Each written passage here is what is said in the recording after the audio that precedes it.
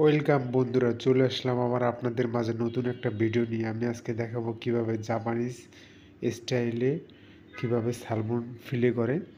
এর জন্য দেখেন আমি এখানে স্যালমনটা নিয়ে নিছি।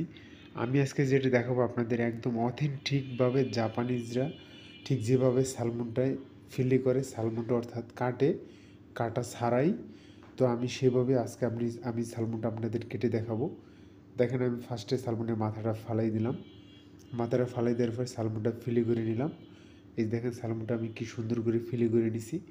সালমনটা শুধু মাঝখানে কাটা, এক্সট্রা কাটাটা আছে, তাছাড়া আর কোনো কাটা নাই। এবং এখানে একটা কাটাও থাকবো না। আমি আপনাদের সম্পূর্ণ অবশ্যই ভিডিওটা না টেনে টেনে দেখবেন। আমি কীভাবে জাপানিজরা অথেন্টিক সালমন ফিলে করে আমি সেটা আজকে দেখাই দেবো আপনাদের। অলরেডি আমি একটা পাশ ফিলে করে নিছি। ফিলে বলতে জাপানিজ ভাষায় বোঝায় স্লাইস, অর্থাৎ মানে পুরো মাছটা আলাদা করে ফালানো। যে আমি একটা সাইড আলাদা করে ফালাইছি, এখন সেকেন্ড যে পার্টটা আমি সেটাও এখন আলাদা করে ফালাইব।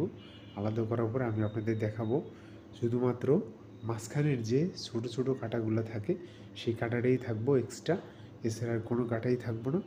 একদম জাপানিজরা যেভাবে মাছটা ফিলে করে সেভাবে মাছটা ফিলে করে দেখাবো।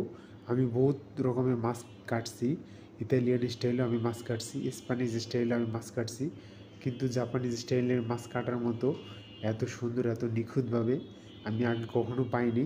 এর জন্য আমি এই জাপানিজ স্টাইলে মাছটা আমি কাটা শিখছি। ইউরোপেরা যেটা করে, ইতালিয়ান স্টাইলে যেইভাবে মাছটা কাটে, ওরা মাথা এবং লেজ এবং কাঁটাটা মাঝখানে কাঁটাটা একসাথে রাখে। আর জাপানিজ এর ফলে প্রচুর পরিমাণে মাংস থেকে যায় কাটার ভিতরে।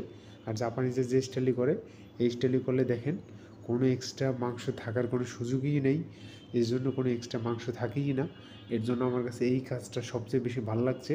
এর জন্য আমি জাপানিজ কাজটাকে আমি বেছে নিচ্ছি।